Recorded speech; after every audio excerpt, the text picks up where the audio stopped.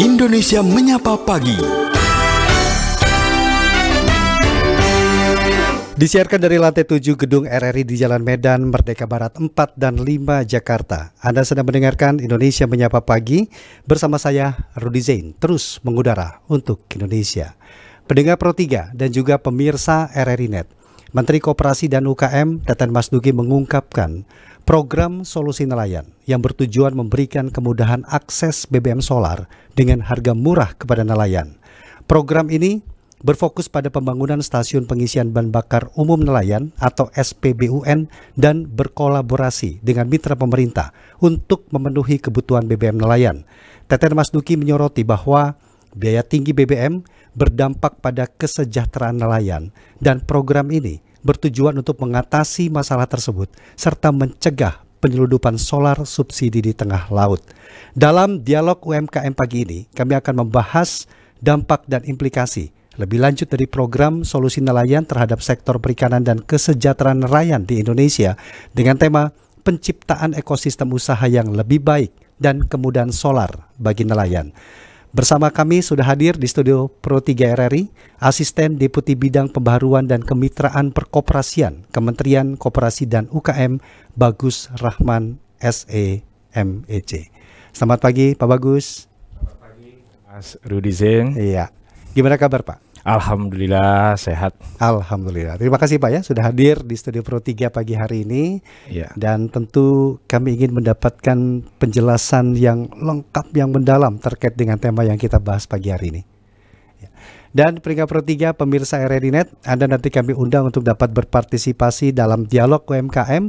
Anda dapat menghubungi kami di 021 352 3172, 384 4545, 386 2375, 386 6712. Atau Anda juga dapat menyampaikannya melalui WhatsApp kami di 081 399 399 888. Serta dapat memberikan pernyataan, pertanyaan, tanggapan, komentar melalui fitur live chat kami pada kanal Pro 3 di aplikasi RRI Digital. Baik Pak Bagus, kita mulai Pak ya perbincangan kita pagi hari ini terkait dengan tema kita, penciptaan ekosistem usaha yang lebih baik dan kemudahan solar bagi nelayan. Mungkin di awal bisa dijelaskan terkait dengan kebutuhan solar dan produktivitas nelayan selama ini bagaimana ini Pak? Ya, makasih Mas Rudy.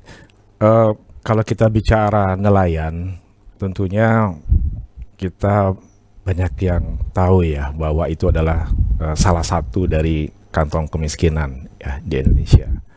Jadi sekitar 1,3 juta nelayan di Indonesia ini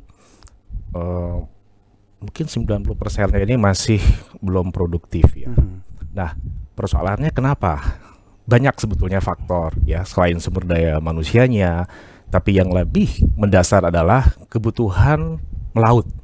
Nah, ternyata 60% kebutuhan melaut ya atau produktivitas dari nelayan ini bersumber dari yang namanya BBM, khususnya BBM solar. Ya, karena kita tahu sejak tahun lalu ya, tanggal 3 September ya, kalau nggak salah Mas Rudy, itu terjadi kenaikan BBM, betul ya. Nah, ini kenaikan BBM solar khususnya itu naik sekitar 1.650 ya, dari 5.150 menjadi 6.800. Nah, tapi ternyata para nelayan ini ya yang ada di pesisir ya, kalau kita bilang juga masyarakat pesisir, ini banyak yang belum terakses.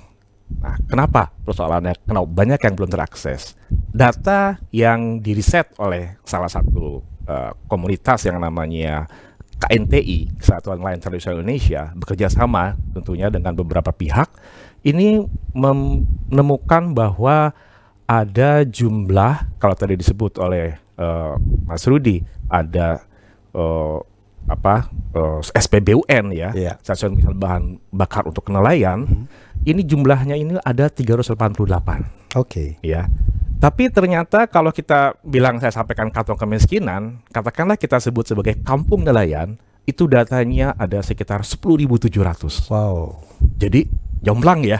Sangat jauh ya Pak ya. Sangat jauh gitu loh. Nah, inilah yang sebetulnya menjadi dasar ya kenapa Kementerian Koperasi UKM dengan Kementerian BUMN dan Dirut Pertamina ya tanggal 5 September menyepakati untuk adanya atau launching yang namanya program solusi nelayan. Solusi itu artinya solar untuk koperasi. Oke. Jadi itu singkatan ya. Solar Untuk koperasi nelayan. Nah, jadi menarik ya. Jadi solusi, dia memberikan solusi bagi nelayan supaya akses kepada BBM solar bersubsidi yang terjadi kenaikan ya. Di sisi lain ini menjadi salah satu bagian bagaimana mendekatkan dari SPBUN yang jumlahnya masih kurang dibandingkan kampung nelayan, dan ini sifatnya B2B ya, business to business. Jadi bagaimana kita juga memberikan kesempatan bagi nelayan untuk bisa berdaya, begitu. Nah tentunya koperasi jawabannya. Oke, artinya ketersediaan dan permintaan ini masih sangat jauh ya Pak ya. 388 SPBUN, di mana ekosistemnya ada 10.700, ini sangat jauh untuk bisa memenuhi permintaannya. Nah, untuk saat ini mungkin Bapak bisa sampaikan juga seperti apa kondisi ekosistem usaha nelayan kita. Nah, ini kalau kita bicara perikanan itu ada dua ya, ada laut ya dan budidaya. Kita sebut perikanan tangkap ya, budidaya itu yang air tawar ya gitu ya di darat gitu. Ini masih sangat besar. Jadi kita belum bicara kekayaan laut kita gitu ya. Kita baru bicara masalah ikannya saja. Nah, ini bagaimana sebetulnya para nelayan ini ya yang tadi mereka butuh BBM untuk tiap hari dia melaut gitu ya. Nah, ini harus bisa tersedia gitu. Nah, ini yang sebetulnya kita harapkan kita akan masifikasi ya. Kalau tahun kemarin kita mulai ada 7 piloting, di tahun ini kita sudah replikasi. Ini bergerak cepat, ini sudah bergulir. Sudah 2 kali tahapan ya replikasi kita lakukan, tentunya bersamaan dengan PT Pertamina Peterniaga, tentunya juga bekerja sama dengan Kementerian Kelautan dan Perikanan dan dinas-dinasnya, karena ada proses perizinan yang harus dilalui oleh koperasi yang akan ikut dalam program ini, sehingga mereka punya izin untuk bisa membangun dan mengelola SPBUN gitu. Artinya ada satu kata yang lebih tepat mungkin Alhamdulillah. Ini ada terobosan gitu ya, ada inovasi. Terobosan, betul. Ternyata tidak diam tetapi benar-benar memperhatikan keberadaan nelayan saat ini seperti apa dan pada saat yang tepat. Jadi saat ada kenaikan gitu ya, ada kenaikan ya, Pak Menteri kami, Pak Teten Mas Duki dengan Menteri BUMN Pak Erick Thohir dan Ibu Nike ini punya program. Saya pikir ini jadi solusi dan ini harus terus berlanjut sampai tahun-tahun berikutnya begitu. Kita punya target sebetulnya. Solar untuk nelayan. Mungkin solar untuk nelayan. Yang menjadi kendala besar adalah kemudahan akses bagi nelayan untuk memperoleh BBM mereka. Nah, itu ya kan. Itu kenapa? Karena tadi pada saat nelayan itu melaut, ternyata tidak ada SPBUN. Nah, dia harus pergi kan jauh. Nah, ini pergi jauh ke SPBU reguler. Selain dia juga harus punya izin dari Dinas Kelautan setempat, dia bisa dapat solar bersubsidi ya. Tapi kalau mereka tidak punya ongkos yang jauh, dia harus mengeluarkan uang, dia beli di eceran. Nah, di eceran ini jumlahnya hampir 2 kali lipat. Marginnya sangat tinggi sekali ya. Saya menemukan sendiri, saya tanya di salah satu kota ya di Jawa gitu ya, saya nggak usah sebut mungkin ya. Nah, itu memang nilai dia beli itu 11.000. Jadi saya sampai hitung-hitung, berarti Bapak kalau ini kita hadirkan di sini ada sekitar 400.000 yang Bapak nggak perlu keluarkan dalam waktu 1 bulan. Jadi kebayang kan? Ini kalau kita dulu ingat ada program BPUM ya dari Kemenkop juga kan, dari Koperasi UKM. Ini kan sebetulnya menjadi solusi yang kita pikir ini rasional gitu ya, untuk bisa nanti para nelayan ini bisa dapat akses BBM solar karena bersubsidi. Karena subsidi kan berarti ini sudah pemerintah ya mandatori ya melalui BPH Migas ya yang memang mengatur kuotanya, lalu disetujui oleh DPR. Nah, ini yang nanti kita coba replikasi ke banyak tempat. Tapi tentunya by proses ya. By proses artinya bagaimana kita menyiapkan para nelayan ini gitu loh. Nah, saya belum bicara ekosistem ya. Tadi 2 kali Mas Dodi bilang ekosistem. Ekosistem itu sebuah kondisi di mana seluruh baik dari secara internal ya pelaku nelayan tadi memproduksi ikan gitu ya. Nah, ini kan nanti akan berdampak yang paling dekat adalah bagaimana dia akhirnya bisa punya TPI sendiri. Ya, katakanlah tempat pelelangan ikan itu dikelola oleh Pemda gitu ya. Tapi kalau mereka sudah berdaya, mereka bisa mengelola TPI karena memang itu diamanatkan dalam PP 7 2021 ya, Undang-Undang Cipta Kerja. Pemda harus bekerja sama dengan koperasi. Nah, mereka menjadi lebih mampu mengelola kemandirian di situ. Kemandirian dari anggota melalui koperasi. Setelah itu nanti dia tentunya akan dapat income lebih banyak ya. Nah, setelah income, ujungnya adalah bagaimana ada produksi. Proses produksi dari ikan tangkap itu menjadi yang punya nilai tambah lebih tinggi. Nah, ini katakanlah kita bicara cold storage. Kan kalau ikan harus supaya dia tidak harganya itu bisa stabil, dia bisa disimpan dalam cold storage, ruang pendingin, ya kan? Kan kita hitung jari mungkin ada nggak sedikit jumlah. Nah, kalau itu nanti berkembang lebih lanjut sehingga ekosistem bisnis di perikanan tangkap akan terbangun. Hilirisasi yang disampaikan oleh Pak Presiden pidato kenegaraan kemarin itu menjadi bagian juga dari kesempatan para nelayan ini bisa mempunyai nilai tambah. Buat siapa? Kembali ke nelayan lagi. Artinya, karena nelayan anggota koperasi. Ada rantai di sana. Ada rantai pasok, ada rantai nilai di sana. Nah, ini yang jangka panjang. Jadi kita belum bicara ekosistem dulu, tapi ini menjadi trigger. Tik masuk. Kenapa? Karena 60% tadi. Jadi tapi paling tidak hal yang fundamental ini sudah dilahirkan. Yaitu program solusi tadi. Betul. Itu yang nanti tentunya akan terus berinovasi sampai menjadi suatu aspek yang hilir. Kita harapkan seperti itu. Kita harapkan seperti itu akan tumbuh. Kan kalau sudah mereka lebih sejahtera, tentunya koperasi kan ada yang namanya itu dana pendidikan. Jadi SHU koperasi ini saya juga pengen kasih tahu ya ke teman-teman juga nih ya pemirsa semuanya RRI Setia Pro 3. Nah, ini kalau kita bicara koperasi, ini basis anggota. SHU yang diperoleh tiap tahun itu nggak boleh langsung dibagikan. Itu ada dana cadangan untuk pengembangan usaha, lalu dana pendidikan. Nah, kebayangkan begitu koperasi ini makin sejahtera, dana pendidikan makin banyak, dia bisa mendidik anggotanya supaya berinovasi tadi kata Mas Rudi bilang. Nah, sehingga mereka punya keterampilan untuk mengelola ikan itu menjadi kalengan dan seterusnya. Kita bicara cold storage, kita bicara UPI unit ikan. Jadi ini panjang. Jadi ini jalan panjang, tapi ini kita sudah mulai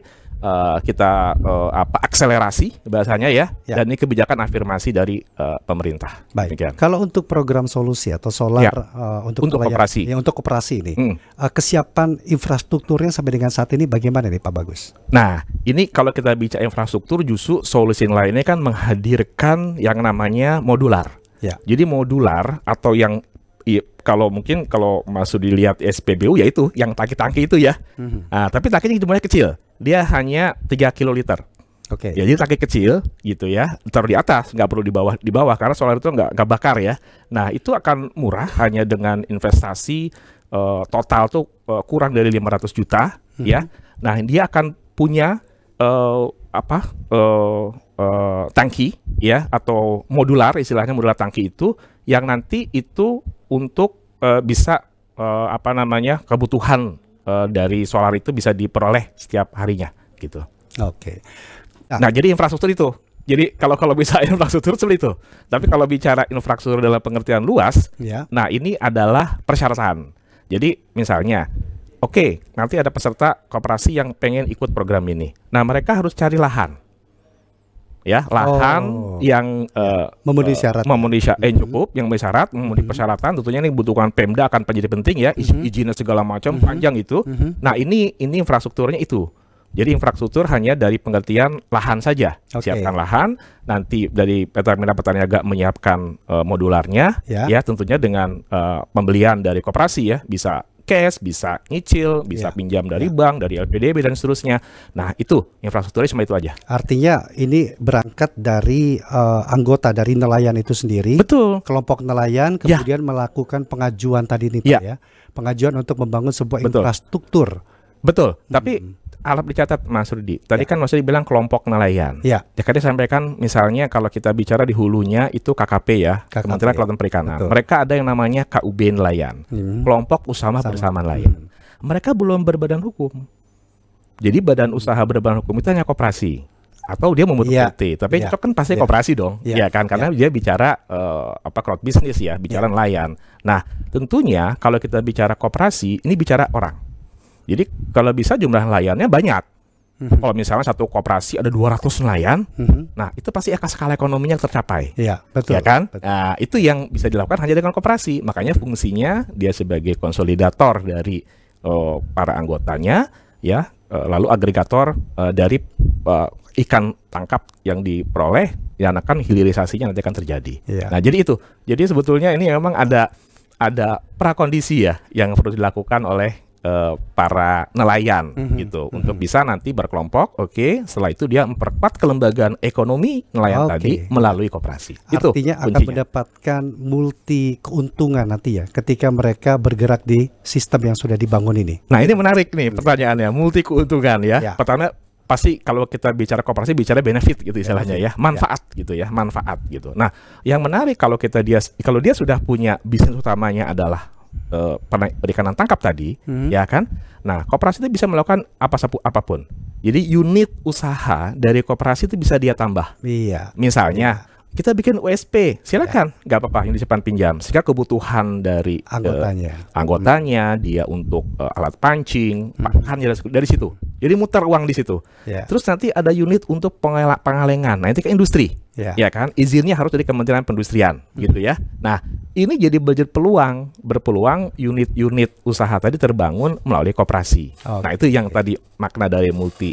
Keuntungan tadi. Saya bisa bayangkan ini kalau jalan dengan baik tentunya dan akan disambut baik oleh nelayan kita. Bukan main ini nanti mendapatkan atau wajah nelayan kita itu sudah sudah mandiri dan mereka akan bahkan maju pesat selama ini yang mereka cita-citakan. Betul. Pak Bagus, kita break dulu ya. Nanti kita lanjut lagi untuk perbincangan dialog UMKM ini. Dan pendengar, silakan nanti kami undang Anda untuk dapat bergabung bersama kami. Anda dapat menghubungi kami di 021 352 3172, 384 4545, 386 2375, 386 6712. Dialog UMKM kembali sesaat lagi.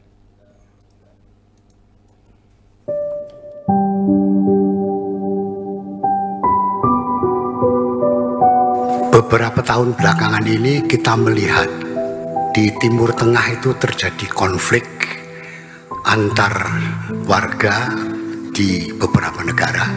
Kita lihat di Libya, di Syria, di Yaman, di Irak gitu. Bahkan beberapa itu secara de facto sudah tidak merupakan negara.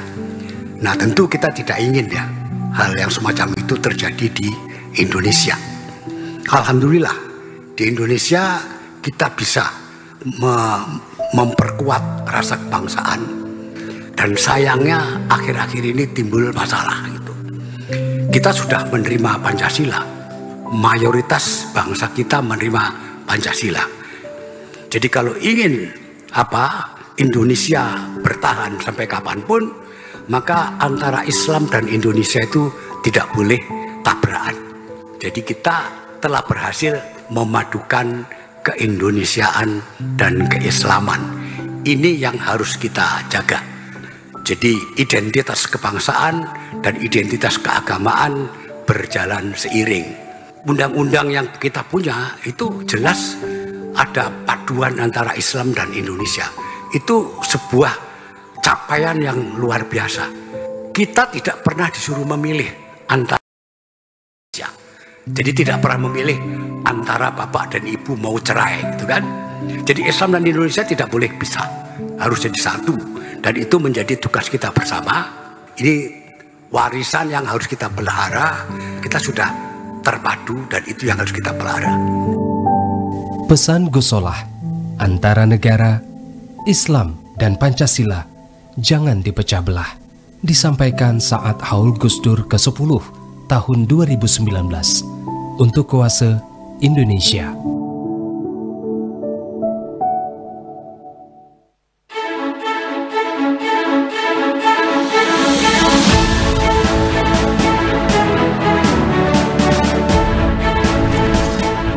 Assalamualaikum warahmatullahi wabarakatuh.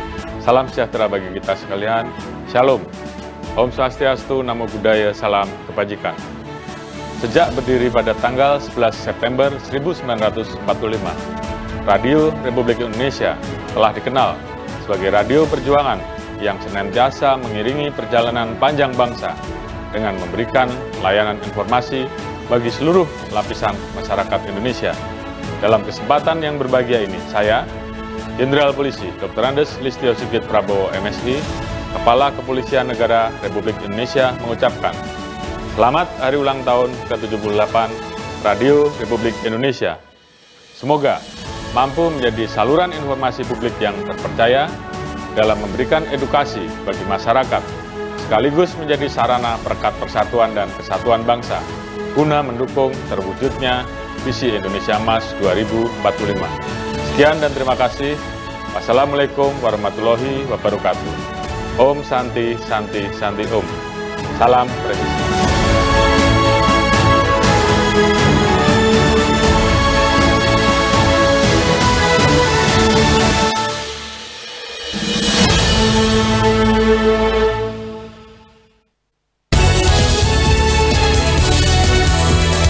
Pro 3, Jaringan Berita Nasional.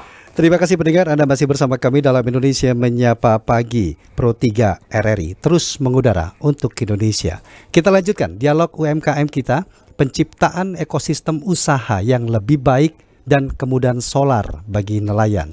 Masih bersama kami di studio Pro 3 RRI, Asisten Deputi Bidang Pembaruan dan Kemitraan Perkoperasian Kementerian Koperasi dan UKM, Bagus Rahman SEMEC.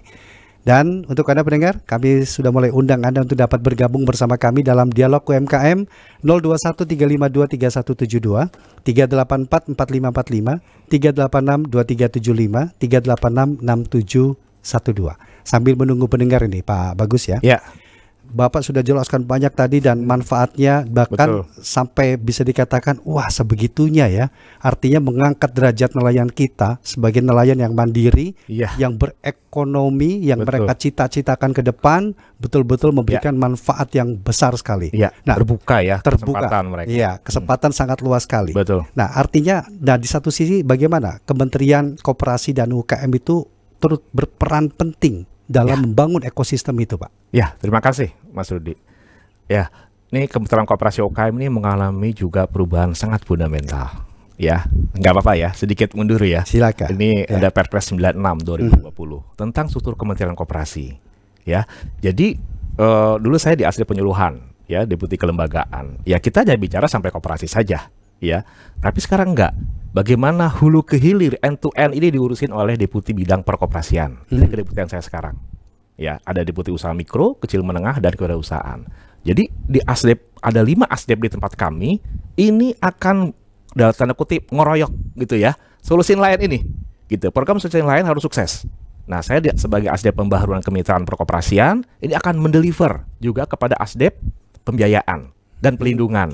Untuk apa? Tadi, wah nggak punya uang nih. Apa nelayannya gitu ya.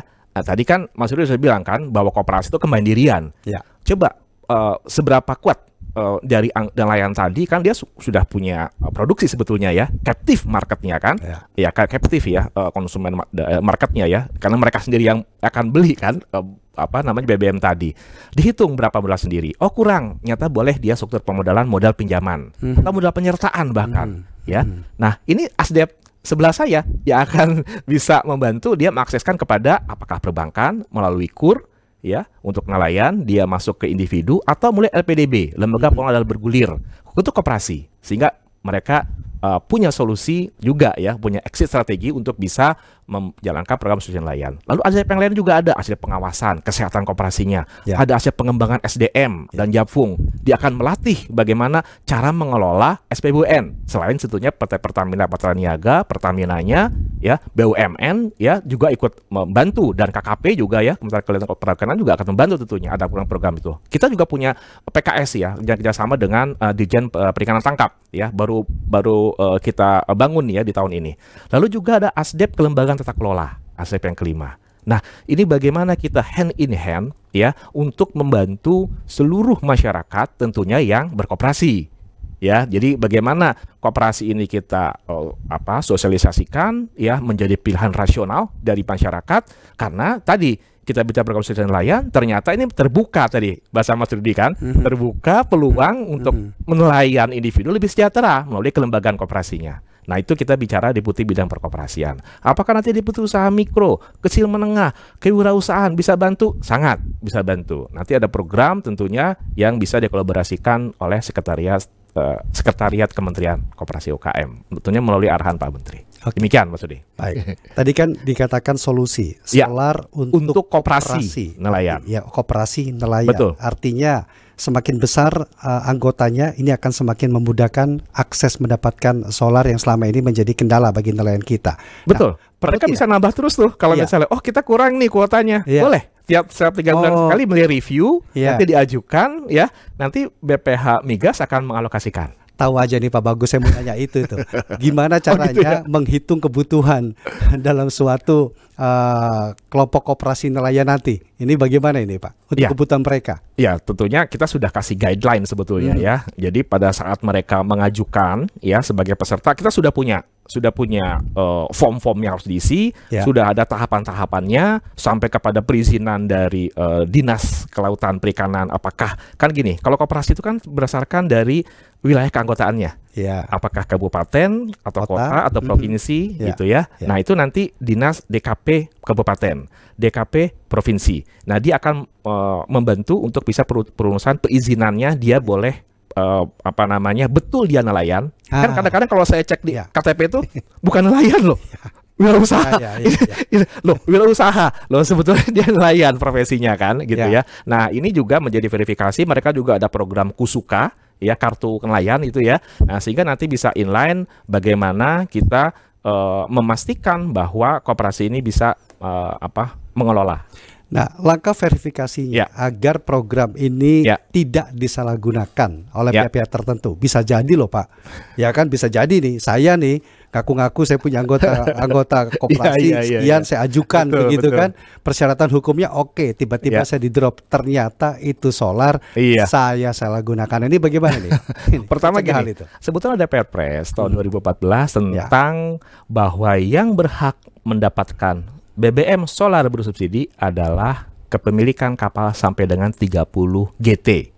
GT itu gross ton kapalnya gitu ya. Nah, tapi kita karena kita fokusnya tadi hasil riset dari KNTI nelayan-nelayan kecil ya kan, kampung nelayan, kita fokus dulu sampai dengan 10 GT.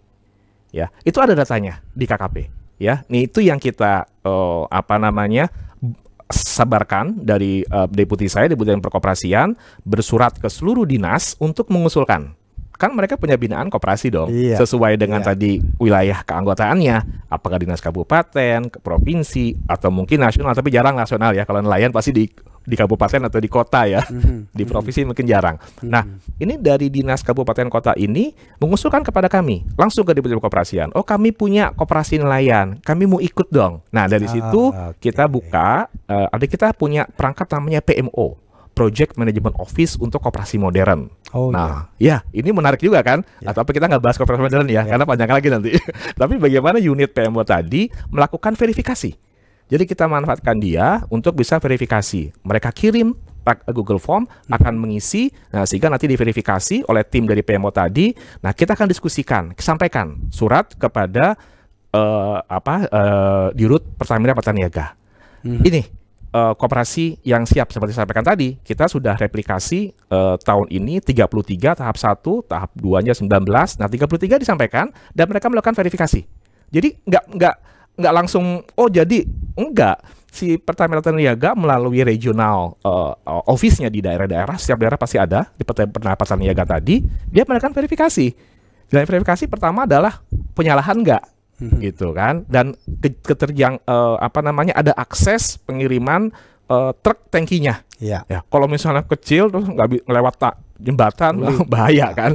Jadi dekat dengan laut, oke, sampai. Nah, itu nanti akan bisa diverifikasi. Jadi ini betul-betul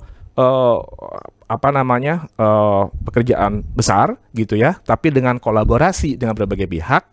Ya, dalam hal ini adalah dengan Pertamina Pertaniaga ya, di bawah BUMN dengan KKP, insya Allah ini akan tepat sasaran. Iya. Ya, itu Judulnya dari juga sisi udah kolaborasi. B2B, artinya Itu B2B-nya ini justru Iya kan? business to business kan? iya. Business to business antara koperasi Koperasi dengan dan Pertamina Patraniaga. Betul. Dimediasi oleh Kementerian Koperasi. Koperasi dan Pertamina juga langsung. Ya. Arti kalau tadi mendengar Dan BPH Migas sekarang masuk. Oh, PPH Migas masuk juga. Oke. Tapi belum, nanti kita siapin PKS-nya dulu. Iya, arti gini, tadi saya bayangkan kalau tadi cerita Pak Bagus ya, seorang nelayan saja harus membeli BBM per liternya 11.000 per liter. Bagaimana mereka bicara tentang kesejahteraan? Artinya begitu kan Pak ya? 60% loh. 60% udah hilang di awal. Udah hilang di awal. Udah hilang di awal. Boro-boro mau nabung, boro-boro untuk membuat nanti bagaimana usaha saya itu akan maju ke depannya. Itu akan sangat sulit. Nah, tadi saya sampaikan tadi kan 30 GT. Ya. Saya lupa tambahan. Karena tadi kita fokusnya ke nelayan kecil, kita fokus ke 10 GT dulu. Tadi udah sampaikan ya. Okay. Oh, udah tadi ya. 10 GT dulu gitu ya. Nanti mungkin kita bertahap. Oh, 10 GT misalnya udah habis nih, naik mungkin ke 20 sampai 30. Jadi kita range-nya masih panjang nih. Oh. Itu menarik. Semakin Jadi, memahami ini. Para nelayan yang kepemilikan kapalnya sampai dengan 30 GT punya hak untuk develop subsidi, ya kan? Tapi 10 GT dulu ya. Kita berdayakan masyarakat miskin dulu, nelayan miskin dulu, yang di kantong-kantong kemiskinan itu. Jadi benar-benar menjangkau dulu yang paling bawah. Yang paling bawah. Dan mereka ada sosial. Kok yang 30 GT udah langsung diberi? Tiba-tiba yang 30 GT. Kok kita belum diberi begitu ya Pak? Iya, bertahap. Oke. Kalau sudah habis itu nanti naik. Sampai dengan saat ini bagaimana permintaan tentang hal itu Pak? Nah, ini antusiasme banyak sekali ya masuk ya dari beberapa daerah, tapi tadi begitu diverifikasi oleh Pertamina Patraniaga ternyata itu 60% lah yang memenuhi persyaratan. Nah, tapi bukan kita misalnya dari 33 18 gitu ya. Nah, sisanya gimana nih? Kenapa nggak memenuhi? Oh, ternyata mereka mengusulkan lokasinya tidak tepat. Karena belum paham seutuhnya. Belum paham seutuhnya. Itu kami rapatkan kembali dengan koperasi, karena punya PMO ya. PMO kami melakukan Zoom meeting dengan koperasi-koperasi yang mengusulkan, lalu mereka coba relokasi. Relokasi. Atau mungkin persoalan pembiayaan tadi. Ya sudah, kita hubungkan dengan LPDB kalau koperasi. Atau mungkin juga dengan KUR untuk nelayannya gitu. Tidak himpun uangnya, bisa tuh. Artinya segala sesuatunya ada solusinya. Ada solusinya. Tidak hanya solar untuk koperasi, tetapi solusi lain juga bisa variatif sekali. Maksudnya variatif sekali tantangannya gitu ya ke lapangan. Tapi kita mudah-mudahan kan kolaborasi lebih ringan ya tugasnya. Tidak kita sendirian. Pak Bagus, kita break lagi ya Pak ya. Untuk informasi singkat nanti Dede. kita lanjut kembali, dan silakan nanti pendengar Anda kembali dapat menghubungi kami di 021 352 3172 384 4545 386 2375 386 6712. Dialog UMKM akan kembali selepas informasi singkat berikut ini. Kilas Berita. Kilas Berita.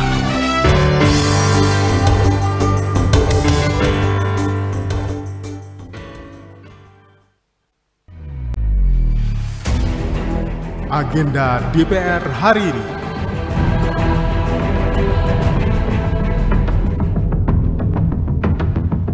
Halo, apa kabar? Kembali lagi di Agenda Kerja Wakil Rakyat hari ini, Kamis 21 September 2023, bersama saya Tiara Mustika. Jam setengah 10 pagi ini, diadakan rapat paripurna DPR RI ke-6 masa persidangan 1 tahun sidang 2023-2024 dengan agenda pembicaraan tingkat 2 Rancangan Undang-Undang Anggaran Pendapatan dan Belanja Negara atau APBN 2024. Saksikan rapat paripurna yang akan disiarkan secara live di channel-channel media sosial TVR Parlemen. Di jam 1 siang, Komisi 8 melaksanakan rapat dengan tim perumus dan tim sinkronisasi Rancangan Undang-Undang Kesejahteraan Ibu dan Anak atau RUU KIA. Demikian agenda DPR RI hari ini. Simak dan ikuti terus kegiatan DPR RI serta dengarkan siaran langsungnya melalui website tvrparlemen.dpr.go.id/radiostream. Saya Tiara Mustika, sampai jumpa. Agenda DPR hari ini.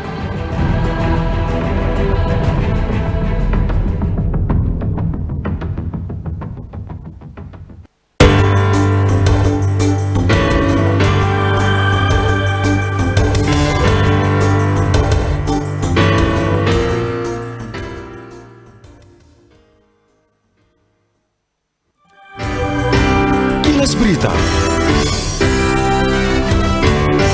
Pro 3 3, Jaringan Berita Nasional.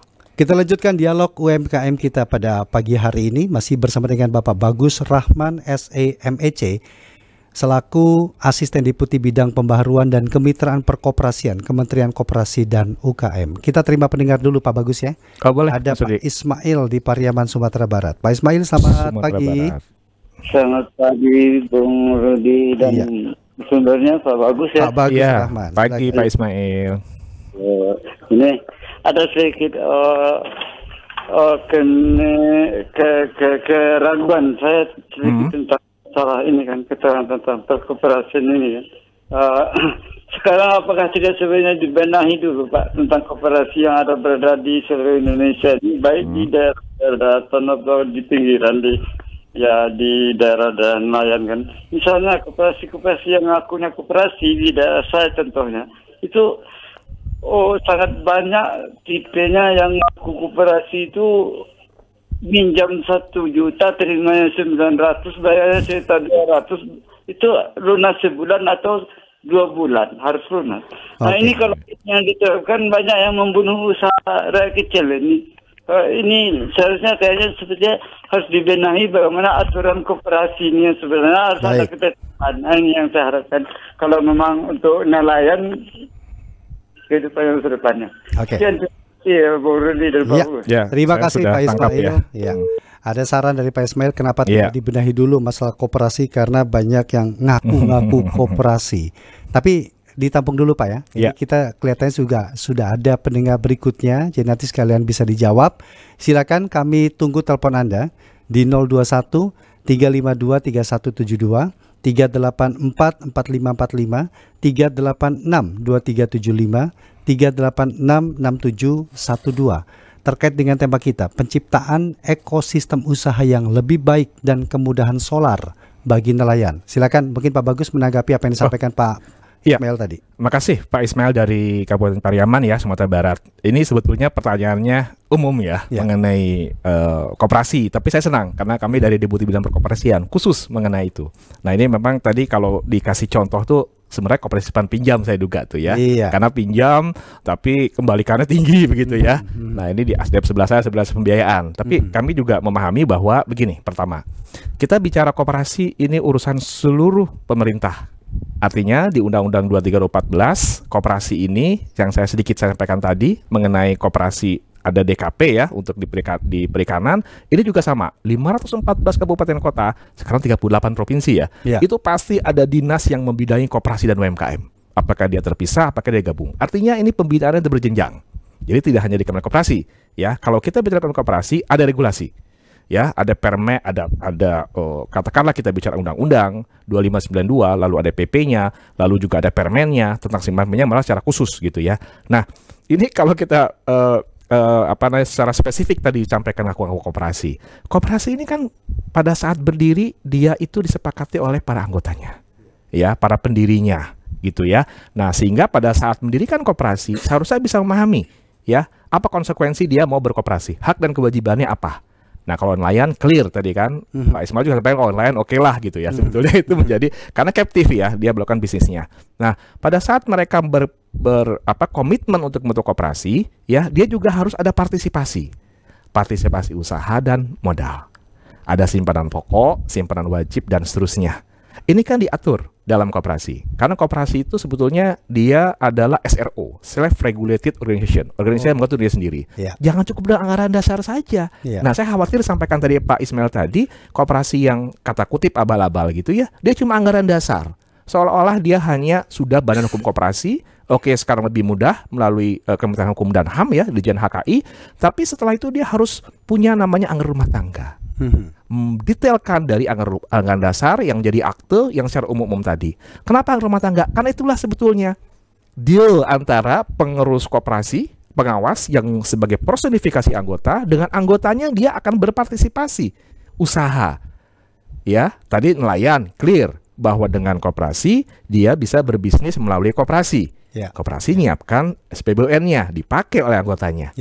Kedua, partisipasi modal. Pembelinya jelas ketahuan ya. Jelas ketahuan. Kedua, partisipasi modal. Ya. Artinya dia ada simpanan pokok tadi, wajib dan seterusnya. Nah, pengaturan tadi, kenapa jam sekian, kembali sekian, lo diatur nggak?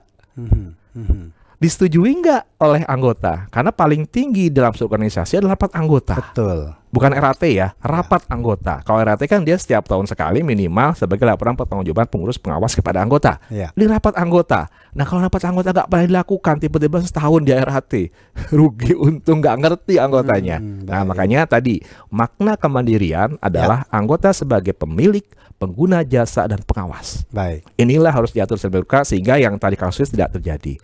Sekarang pada pembinaan Pak Ismail ini semuanya berjenjang. Kita nyiapkan regulasi, kita nyiapkan BIMTEK, latihan dan seterusnya. Begitu pun juga dinas. Mereka juga melakukan hal yang sama. Mereka harus melakukan itu. Dan kita punya sistem sekarang monitoring untuk aspek pengawasan. Monitoring bagaimana tadi koperasi yang tidak baik ya, untuk bisa nanti tentunya lakukan pembinaan lah dari kita. Konklusi dari diskusi kita, apa inti yang mungkin bisa Pak Bagus sampaikan? Terutama tujuannya adalah peningkatan kesejahteraan nelayan di Indonesia ini, Pak. Silakan. Iya, tadi kita sepakat bahwa mungkin sekitar 90% ya dari jumlah nelayan ini kita masih belum memenuhi kelayakan gitu ya dari kehidupan. Kan hak dasar manusia itu 10 hak dasar itu satu adalah dia layak untuk hidup dengan layak ya, hidup kebutuhan dasar tadi. Nah, kita tadi clear bahwa 60% dari biaya produksi nelayan itu melalui BBM. Karena kalau tidak ada BBM, apakah dia solar atau pertalite? Kalau pertalite kan memang tidak disubsidi ya. Pertalite dia umum. Itu juga ada program di Pertashop ya di dalam Pertamina Taniaga. Tapi kita fokus dulu ke yang solar. Ini, ya kan? Nah, bagaimana sebetulnya dari dari si koperasi tadi ya bisa memenuhi kebutuhan solar atau kebutuhan melaut dari anggotanya ya sehingga nanti tadi kan ada saving ya dari anggota tadi.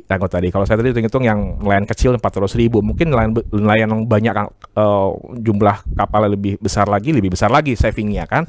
Nah, sehingga ini akan masuk bisnis melalui koperasi. Bisnis koperasi tadi kita bicara ada banyak unit usaha yang bisa dia bangun. Apakah nanti dia punya katakanlah retail ya untuk kebutuhan sembako, itu juga bisa. Artinya tidak hanya jenis satu usaha, tapi dia bisa mengembangkan usahanya. Jadi ini trigger. Sekali lagi trigger. Ini titik masuk entry point bagaimana kita mengembangkan sesuai dengan judulnya ekosistem di perikanan tangkap. Betul. Nah, ini trigger untuk bisa khususnya yang belum terakses gitu dari luar biasa. Kita harapkan tentu program ini betul-betul bisa berkelanjutan, bisa menjadi suatu kenyataan bahwa nanti nelayan kita akan mengalami peningkatan kesejahteraan paling tidak dari hal yang fundamental, kemudian mereka untuk mengakses BBM. Tidak hanya itu, kemandirian mereka dalam berekonomi pun ini sangat terbuka lebar. Baik, Pak Bagus, terima kasih banyak sudah hadir di Studio Pro 3 dan sudah memberikan penjelasan yang sangat menarik ini, sangat bermanfaat ini. Lain kali kita ngobrol lagi Pak ya, dengan tema berbeda. Dengan tema-tema yang lain boleh. Setelah itu mungkin kita lihat ya setahun kemudian gitu ya. Oh iya, saya lupa tadi sampaikan. Ada target 250. Oh iya. Sampai 2025. Target 250. Iya, jadi itu angka kecil sebetulnya ya kalau kita bicara 11.000. Nah, tapi ini berjenjang karena 7 sudah di-launching oleh Pak Menteri BUMN ya. 5 sudah di-launching kemarin Pekalongan ya bulan Agustus. Nah, lalu 2 lagi akan menyusul. Nah, nanti di tahun ini karena sudah berjalan ya, kita akan berjenjang sampai 2024 itu 150. Nah, 2025 250. Berarti harus lanjut nih. Program harus berlanjut. Iya, melihat antusiasme yang tinggi, rasanya terlalu lama 2025 untuk tarik ke sini ya. Tarik lebih cepat lagi. Oke, Pak Bagus, terima kasih Pak ya. Sehat selalu Pak. Iya, makasih. Dan terima kasih pendengar, Anda sudah berpartisipasi dalam perbincangan dalam dialog UMKM pagi hari ini. Terima kasih, selamat pagi.